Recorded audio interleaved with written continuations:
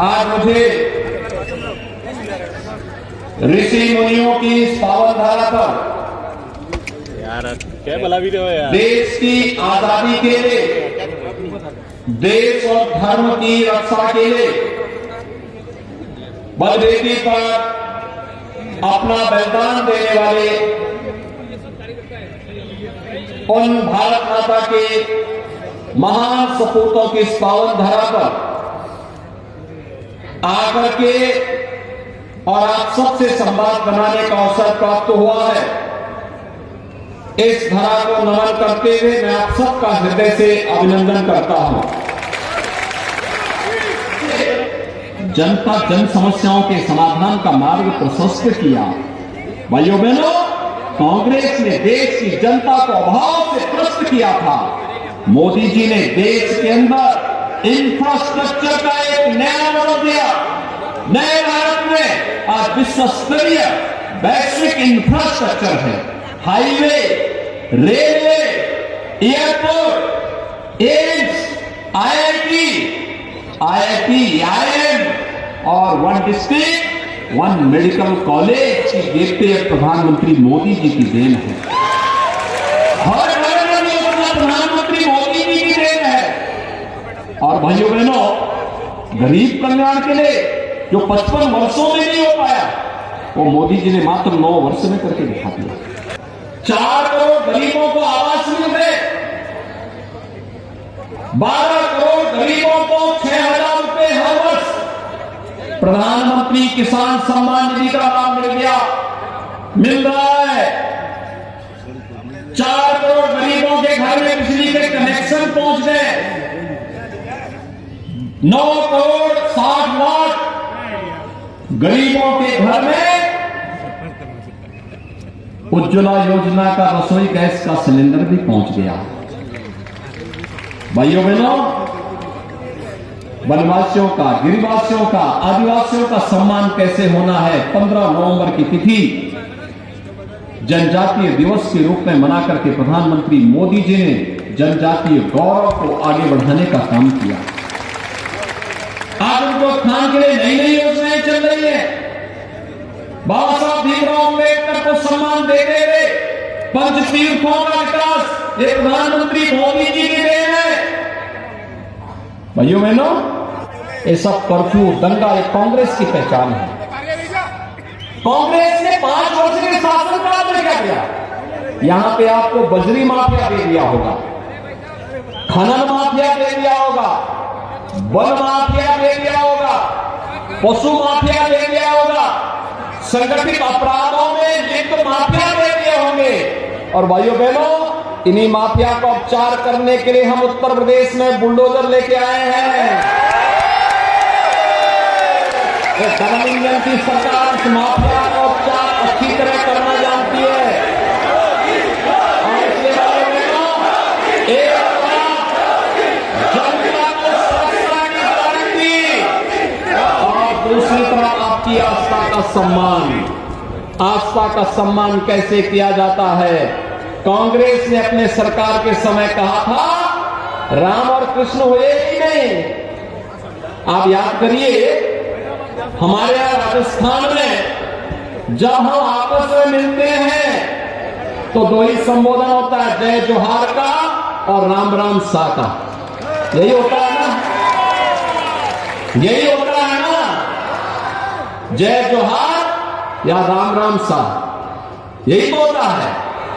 और कांग्रेस कहती है, एक तो सनातन को गाली देती है और दूसरी तरफ कहती है राम और कृष्ण तो हुए ही नहीं, यानी हमारे सनातन को भी गाली दे रहे हैं। तो हमें गाली दे रहे हैं, हमारे अस्तित्व पर प्रश्न खड़ा कर रहे हैं।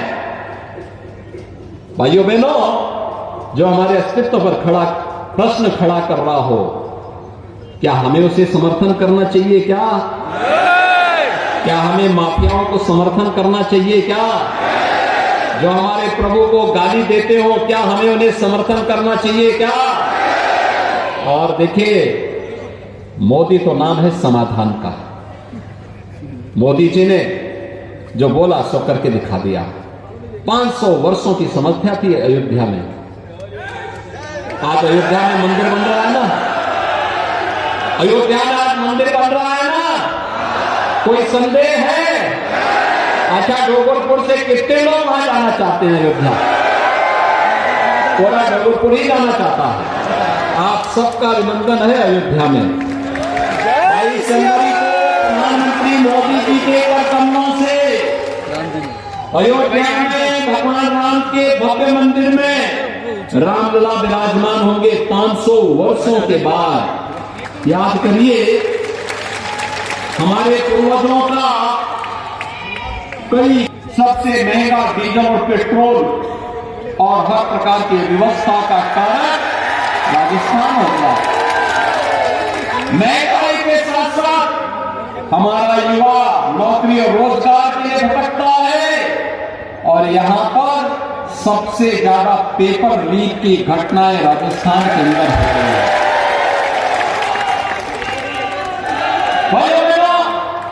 इसीलिए आज मैं आपके पास आया हूं। जब भारत बदल रहा है, प्रधानमंत्री मोदी जी के नेतृत्व में एक नए भारत का दर्शन 142 करोड़ की भारत की जनता कर रही है और जब पूरी दुनिया के अंदर भारत का सम्मान हो रहा है।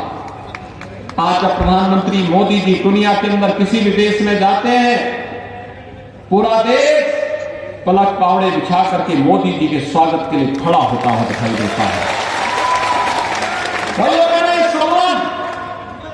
मोदी जी के साथ साथ 142 करोड़ भारतीयों का सम्मान होता है। भारत के प्रति दुनिया का नजरिया बदला है।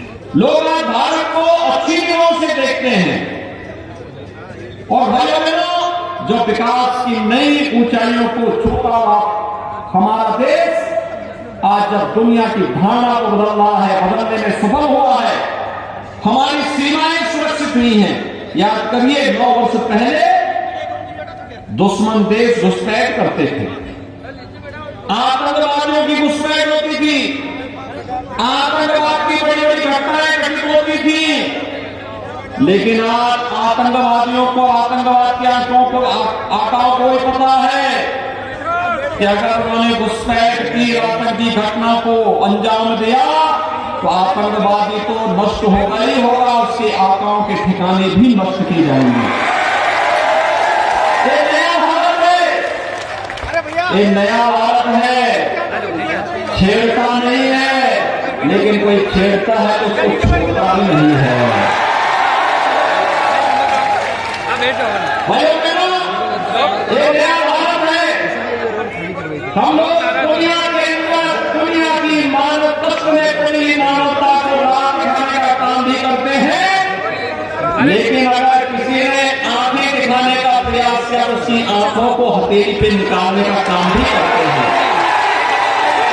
करके अब भगवान राम विराजमान भी होंगे 22 जनवरी को। और भाइयों बहनों, हर हिंदुस्तानी की इच्छा है कि प्रभु राम के मंदिर में मेरी दर्शन करूं। और क्यों नहीं हो? राम हमारे पूर्वज हैं, हम तो उस विरासत के हैं। जैसे हम लोग आते हैं ना, डोगरपुर हो, उदयपुर हो, चित्तौड़गढ़ हो, हर व्यक्ति मानता है कि हमारे तीर्थ हैं, आधुनिक तीर्थ हैं, क्योंकि देश के लिए त्याग और बलिदान के लिए एक अमिट छाप इस धरती में छुड़ी है। और भाइयों बहनों, ऐसे ही देश के अंदर धर्म और न्याय की स्थापना के लिए, सत्य की स्थापना के लिए, राम राज्य की अवधारणा को देने के लिए प्रभु राम के प्रति हम सबका एक स्वाभाविक सम्मान और श्रद्धा का भाव है। और उसी श्रद्धा को व्यक्त करने का एक अवसर हर भारतवासी को प्राप्त होगा। और इस अवसर पर इसीलिए मैं आप सबका कहने के लिए आया हूं। भाइयों बहनों, उत्तर प्रदेश में डबल इंजन की सरकार नहीं होती तो ये काम नहीं होता। डबल इंजन की भाजपा की सरकार की, मोदी जी का नेतृत्व है, तो अयोध्या में राम मंदिर का निर्माण हो रहा है, भव्य मंदिर का निर्माण हो रहा है। अयोध्या का दीपोत्सव भी आपने देखा होगा, लाखों दीप जल रहे थे अयोध्या में, हर वर्ष जलते हैं जब से भाजपा की सरकार उत्तर प्रदेश में आई है। सबको सुरक्षा, कोई दंगा नहीं हुआ, कहीं कोई समस्या नहीं, कोई किसी प्रकार का दंगा नहीं। भाइयों बहनों, इसीलिए हम लोग आज आपके पास आए हैं कहने के लिए, राजस्थान को इस अराजकता, अव्यवस्था, भ्रष्टाचार, गुंडागिरी, माफियागिरी से मुक्त करने के लिए डबल इंजन की सरकार राजस्थान में भी चाहिए। डबल इंजन की सरकार के लिए श्री बंसीलाल कटारा को यहां से विधायक बनाना चाहिए। सहमत हैं? सभी लोग सहमत हैं? सभी लोग दोनों हाथ लगा करके एक बार अपनी सहमति का मोहर लगा करके मेरे सामने बताइए थोड़ा। दोनों हाथ लगा करके बोलेंगे भारत माता की भाइयों बहनों। और मेरी अपील होगी आपसे, श्री बंसीलाल कटारा को कमल चुनाव चिन्ह पर आप जयपुर भेजिए। और भाइयों बहनों, बदले में बंसीलाल कटारा से मैं कहूंगा कि 22 जनवरी के बाद कोई एक शुभ मुहूर्त देख करके राम भक्तों को लेकर के अयोध्या आए। सहमत है? सब लोग सहमत है ना? तो भाइयों बहनों, आप सब डबल इंजन की सरकार बनाने के इस अभियान के साथ जुड़े। और भाइयों बहनों, बंसीलाल कटारा अपने कर्तव्यों का निर्वहन करने के लिए आगे डटेगा। इस विश्वास के साथ 25 नवंबर को कमल चुनाव चिन्ह पर भारतीय जनता पार्टी के प्रत्याशियों को भारी बहुमत से विजयी बनाने की अपील आप सबसे करते हुए अपनी वाणी को देता हूं विराम। जय जय श्री राम।